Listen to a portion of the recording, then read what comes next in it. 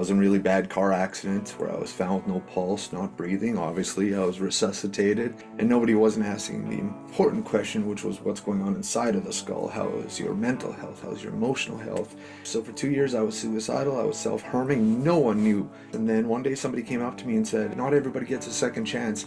And that sounds simple, but that set me free. I had value. I was suicidal because I thought I was just a burden to the world. And man, I was like, man, there's got to be other people having these same thoughts as me. So I thought, I should tell my story. Started a band, did our first few albums. We didn't sound very good, but we got better, got a record deal, had some hits on the radio. And then one day I was offered a tour for 9 months going through schools and prisons, youth detention centers, reserves, telling my story. And I was like, yeah, so. My cousin Kelty, he didn't have someone like Robb. And when I was 16 years old, we lost him. And unfortunately, I was witness to his younger sister who tried to deal with his grief for many years, and she eventually developed an eating disorder, and we lost her 7 years later as well from complications from that. And I firsthand just saw what loss does to an entire family. Pre-COVID, 1 in 5 teenagers had seriously considered suicide in the last 12 months. 1 in 5 kids. But then one day, I got a call from a school in Ontario, and they called us and said, hey, we just lost a student to suicide, and we heard you're really effective. Can you come right away? Because on this girl's note, it was revealed that she had a pact with a friend. If you kill yourself, I'll kill myself. Principal says, we don't know who it is. Can you come right away? So we dropped everything, flew out, set up, and we sat on stage, and I knew somebody in the audience was about to take their life. And for the first time, I said it from stage, I know someone here is thinking about taking their life. I was like, you're not alone. I was there once too. And then this girl walked up to me and she pulled a note out of her pocket and she goes, here. I was like, what's this? And she said, it's my suicide note. I was going to kill myself this weekend. She goes, here, I don't need this anymore. And she walked off with the school council and principal to get the help that they needed. And I was like, blown away. And that was the start of over 971 suicide notes now that kids have pulled out of their pockets. That's kids walking through hallways in schools with notes in their pockets in class. Well, we want to reduce the suicide rate. Absolutely, Rob said it. That is the ultimate goal. Whether it's upstream or any point along a child's journey, we don't want them to end that way. We want them to have hope. And hope can look different for different kids.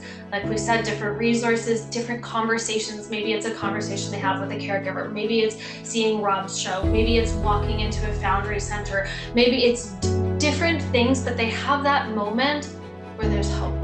They pause and they know that there's something more. And that's where those moments happen. So we want 1 million moments for children across Canada, and in collaboration with all these organizations delivering those moments in the way that kids need them. This is the thing. We want to reach 1 million people. 60% are unreached. One big thing is going to have to be is collaboration. We can reach a few thousand. You can reach a few thousand. But if we unite, now we can get to 1 million, and we can get to 1 million moments for those kids. And everybody watching, listening to this, you can be a part of that. You may not be the one that gets handed the note, but you can say look, and we will make sure that you hear, this is what's been happening. This is what you can see. You were a part of this in your community. There's a reason you're a part of this. There's a reason that this is now in the hands of a school counselor and not being read by a parent.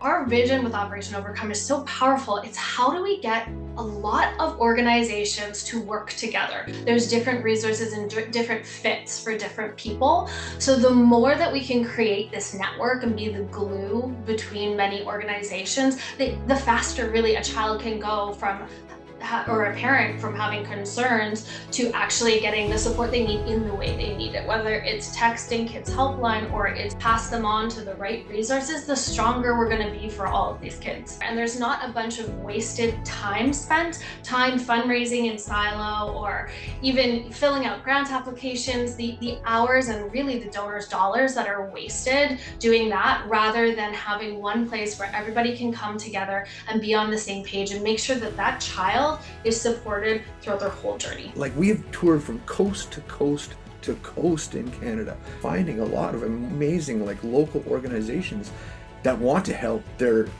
passionate, but they don't have the funding necessarily to do that. And that's why if we can come together, we can make sure that that help gets to that kid.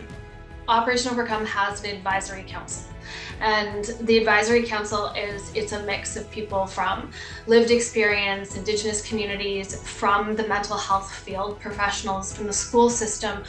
We are relying on them who know the landscape and are on the ground. We say that Operation Overcome, we're collecting good humans. And Charitable Impact, you are a group of very good humans that are willing to be brave and innovate and try new things and shift what's wrong.